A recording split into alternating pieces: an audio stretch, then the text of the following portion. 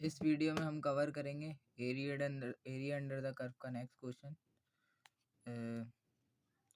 क्या बोला है इसमें, देखें इसके अंदर लिमिट नहीं गिवन दी गई, एक दी गई है, मतलब x=4 वाली।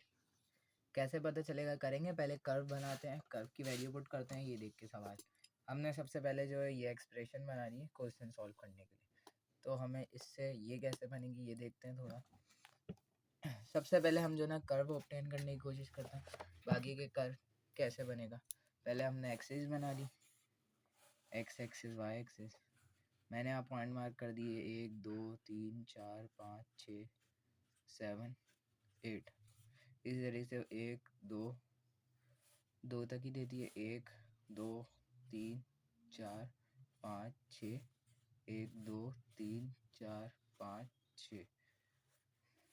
मैंने क्या करा, पहली इक्वेशन ले ली यहाँ पे y=x वाली, रूट x वाली, सॉरी। इसके अंदर मैंने क्या करा, पुट करके देखा है मैंने सबसे पहले कि x 0 होगा तो y क्या होगा, तो x 0 होगा तो y भी 0 हो जाएगा। फिर मैंने क्या पुट करा, x की जगह मैंने 4 पुट करा, तो मुझे पता चला कि x 4 होगा तो y होगा प्लस माइनस का 2, एक +2 होगा और एक -2 होगा। तो मैंने सिंपली यहाँ पे वैल्यू ये पॉइंट से पुट कर दिया। आप चाहें तो और पॉइंट निकाल सकते हैं। तो जब x की वैल्यू 0 थी तो y की वैल्यू 0 थी, तो मैंने यहाँ पॉइंट लगा लिया। फिर मैंने देखा कि जब x की वैल्यू 4 है तो y की वैल्यू +2 और -2, तो x की वैल्यू यहाँ पे 1 2 3 4 है, तो y की वैल्यू 2 है, तो x4 y2, ये मेरा पॉइंट यहाँ आ जाएगा। इसी तरीके से -2 और +2 थी, तो यहाँ -2 और यहाँ +2, तो मेरा कर्व कुछ इस तरीके से बन रहा है। ये पैराबोला इस तरीके से बन रहा है सिंपली। फिर मैंने क्या करा,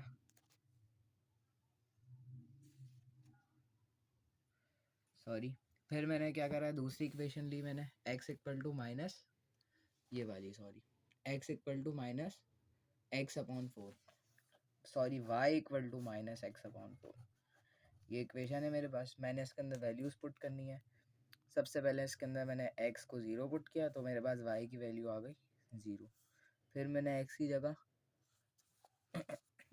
जगह मैंने 2 पुट किया, तो जब मैंने इधर 2 पुट किया तो 2 1 से कैंसिल हो जाएगा, y की वैल्यू आ गई -1/2। फिर मैंने x की जगह 4 पुट किया, तो मेरे पास आ गई y की वैल्यू -1। अब मैंने इस पॉइंट को यहाँ मार्क कर दिया। जब x 0 था तो y 0 था, तो एक पॉइंट तो ये आ गया। x 2 था तो y हाफ था। जब x 1 2 था तो y की वैल्यू नेगेटिव हाफ थी, तो इस तरफ आ जाएगी, ठीक है। फिर क्या था, जब x 4 था y की वैल्यू -1 थी, तो x 1 2 3 4 था, तो y की वैल्यू 1 थी, तो y की वैल्यू 1 थी। तो ये लाइन जा रही है इस तरीके से।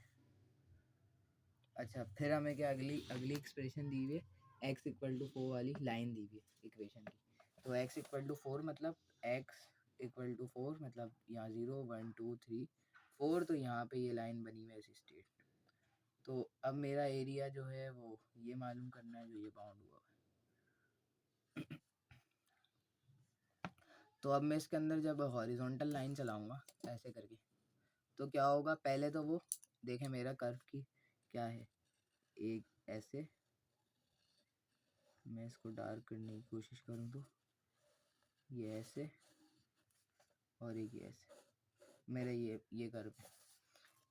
मैं ऐसे करके इस तरीके का कर्व है। अब मैं इसके अंदर अगर हॉरिजॉन्टल लाइन मूव करूँगा तो क्या होगा, पहले वो इससे टच होगी फिर इससे टच होगी, तो ऐसे नहीं होना चाहिए, वो कंटिन्यूस उसी कर्व पे रहनी चाहिए। अगर मैं इधर वर्टिकल लाइन चलाऊँगा, ये वाली हटा देते हैं वर्टिकल, तो हम स्टिल इसका ये एरो हेड जो है इसी कर्व के साथ टच रहेगा, और इसका एरो इसके साथ लाइन से टच रहेगा। इस लाइन की इक्वेशन क्या थी मेरे पास, y=x/4, और इस कर्व की इक्वेशन थी मेरे पास y=√x। तो सिंपली क्या करते हैं, जो टॉप वाली होती है उसको बॉटम में से माइनस करा देते हैं, तो अंडर रूट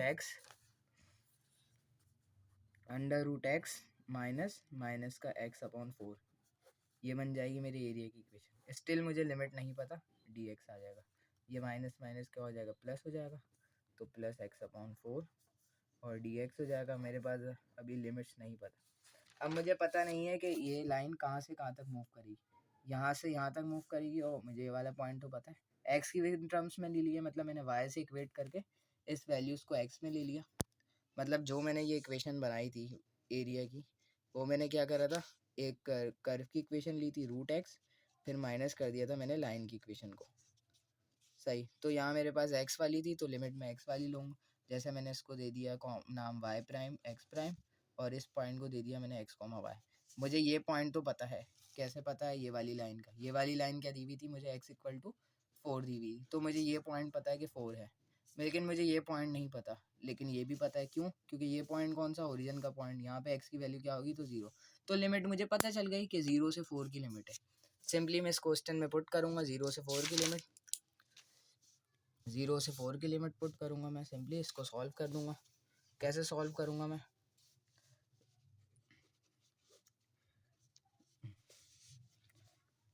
ये मेरे पास आ गया √x + x/4। रूट की पावर अगर मैं हाफ दे दूँ, रूट हटा दिया मैंने, क्या आ जाएगा मेरे पास? रूट हाफ की पावर हो जाएगी 3/2, डिवाइड में आ जाएगा 3/2, प्लस हो जाएगा x, हो जाएगा x²। 4 से मल्टीप्लाई हो गया 2, क्या हो जाएगा? 4 × 2 हो जाएगा। और लिमिट्स ऐसी ही रहेंगी 4 से 0 तक की। फिर मैं क्या करूँगा, ये 2/3 हो जाएगा, x 3/2, फिर ये 4 2 8 हो जाएगा। मैंने इसको थोड़ा सा बस अरेंज कर लिया। लिमिट पुट कर दूंगा मैं 2, x की जगह 4,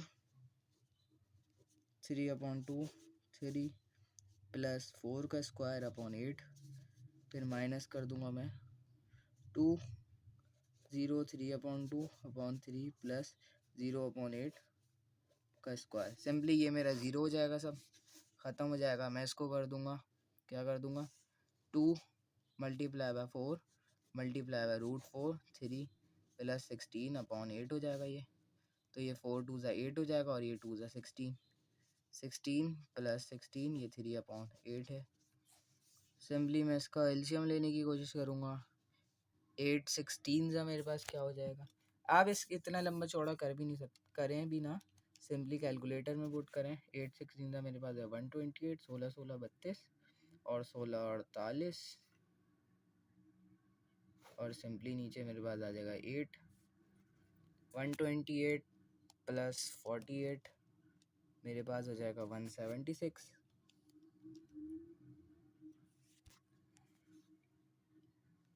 176 और डिवाइड में मेरे पास आ जाएगा 8, तो मेरे पास ये हो जाएगा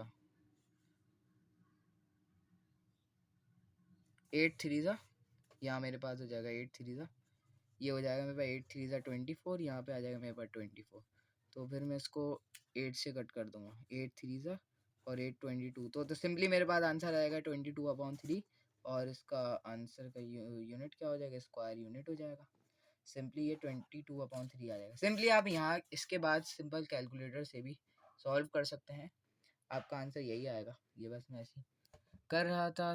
that's all for this video.